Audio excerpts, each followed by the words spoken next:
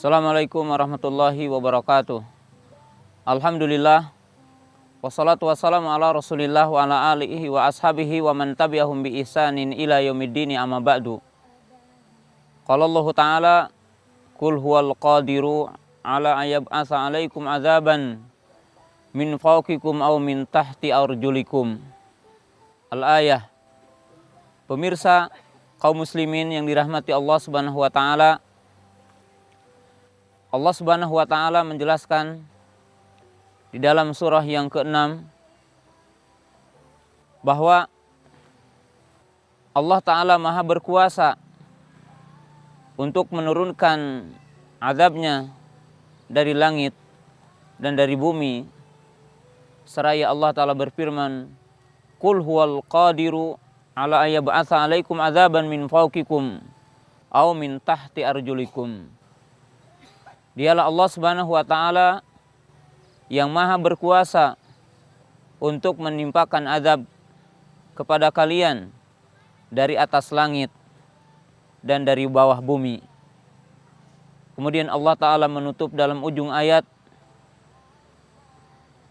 dengan menjelaskan kepada kita, wa nusarriful ayati la'allahum yatafaqahun, dan kami memperlihatkan ayat-ayat kami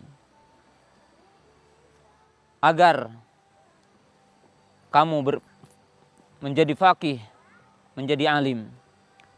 Pemirsa yang dirahmati Allah Ta'ala, kita mengetahui satu kejadian di tahun 1982, satu kejadian yang sangat dahsyat, yaitu meletusnya gunung Galunggung yang mana saya hari ini berada.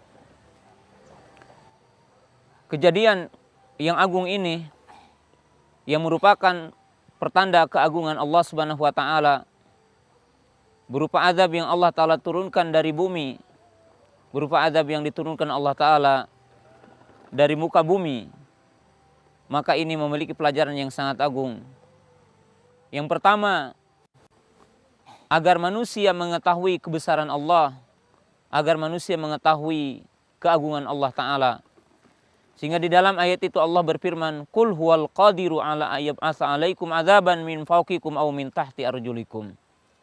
Di mana yang pertama, Allah Ta'ala menurunkan azab dari langit seperti hujan, petir, kemudian hujan batu, dan yang lainnya. Kemudian Allah Ta'ala mengadab manusia dari bawah bumi seperti gempa bumi, tsunami, dan sebagainya. Hal itu memiliki hikmah yang sangat agung, di mana yang pertama, agar kita mengetahui kebesaran Allah Subhanahu wa taala. Kemudian yang kedua, agar kita mengetahui nikmatnya keamanan dan kedamaian. Karena tidak sedikit manusia sebelum mendapatkan musibah, sebelum ditimpa azab, maka dia tidak merasakan nikmat aman, nikmat damai. Tetapi tatkala dia melihat kekuasaan Allah berupa azab dari langit ataupun dari bumi, maka baru dia merasakan begitu indahnya kenikmatan, begitu indahnya kedamaian. Sehingga dengan itulah manusia akan bersyukur kepada Allah Subhanahu wa taala. Dengan itulah Nabi Ibrahim alaihissalam ketika berdoa kepada Allah Ta'ala meminta rizki, maka beliau meminta kedamaian, meminta keamanan, seraya berkata, Wa idh qala Ibrahimu Rabbi ja'al hadha baladan amina warzuq ahlahu minas samarati man amana minhum billahi wal yaumil akhir. Di mana di dalam ayat yang mulia ini Allah berfirman dan mengkisahkan, dialah Nabi Ibrahim ketika berdoa kepada Allah, Ya Allah, jadikanlah negara ini negara yang aman, damai, sentosa, dan karuniailah penduduknya dengan rizki, dikeluarkan buah-buahan, dan seterusnya. Maka di sini menunjukkan nikmat kedamaian, nikmat keamanan. Yang ketiga, di antara hikmah Allah Ta'ala menurunkan azab kepada hambanya. Hal ini agar manusia mengetahui bahwa sesungguhnya adab yang ditimpakan kepada hambanya adalah disebabkan dosa yang diperbuat olehnya. Oleh sebab itu Allah Ta'ala berfirman, fakullan akhadna bidanbihi. Sesungguhnya kami mengambil bagi setiap kaum, bagi seseorang, artinya diadab, ditimpakan musibah kepadanya, hal itu dengan sebab dosa yang dia perbuat. Ikhwatu iman yang dirahmati Allah Ta'ala. Maka seorang mukmin, seorang muslim, ketika dia ditimpa musibah, maka dia mentadaburi dirinya, sehingga dia melihat dirinya apakah dia melakukan dosa-dosa, apakah dia melakukan maksiat kepada Allah Subhanahu wa Ta'ala. Karena tentunya Allah Subhanahu wa Ta'ala tidak menurunkan adab kepada seorang hamba kecuali salah satunya disebabkan maksiatnya seseorang itu kepada Allah Ta'ala. Dan hikmah yang keempat, ketika adanya adab dan musibah yang menimpa kepada seseorang, ketika Allah Ta'ala menimpakan musibah kepada seseorang, hal itu menimbulkan satu amalan yang sangat mulia agar orang iltija, iktimad, arruju ilallah. Dengan itulah manusia akan kembali kepada Allah Ta'ala, akan meminta kepada Allah Ta'ala.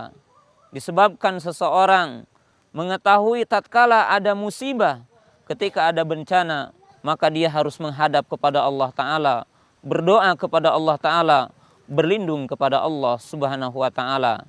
Dan di antara hikmah yang bisa kita sampaikan dalam kalimat yang singkat ini, dengan adanya musibah dan bencana yang menimpa kepada orang, di mana timbulnya ibadah yang sangat agung, yaitu as-sabru wal imanu bitakdir. Di mana salah satu hikmah yang sangat agung dengan adanya musibah, kita beriman bahwa segala sesuatu yang terjadi kepada kita dengan takdir dan ketetapan dari Allah Ta'ala.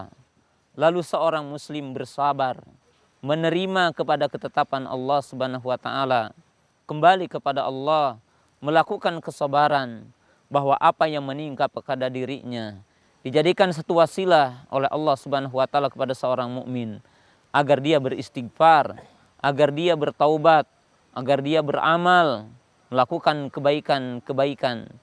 Kaum muslimin yang dirahmati Allah Ta'ala, Allah Ta'ala tidak menciptakan sesuatu kecuali di belakangnya ada hikmah, baik perkara yang baik ataupun perkara itu jelek. Dengan itulah Rasulullah SAW mengatakan wasyaru laisa ilaik, bahwasanya seorang mukmin tidak menisbatkan kejelekan secara mutlak kepada Allah Ta'ala. Yang dimaksud, seandainya pun Allah Ta'ala menciptakan sesuatu yang jelek, maka sesungguhnya di belakangnya ada hikmah kebaikan yang wajib kita renungi. Pemirsa yang dirahmati Allah Subhanahu wa Ta'ala, jadi disinilah seorang mukmin mesti dia faqih kepada apa yang ditimpakan oleh Allah Ta'ala kepada dirinya, mengambil hikmah dari segala sesuatu yang menimpa kepada dirinya. Wa akhiru da'wana anil hamdulillahirabbil alamin. Assalamualaikum warahmatullahi wabarakatuh.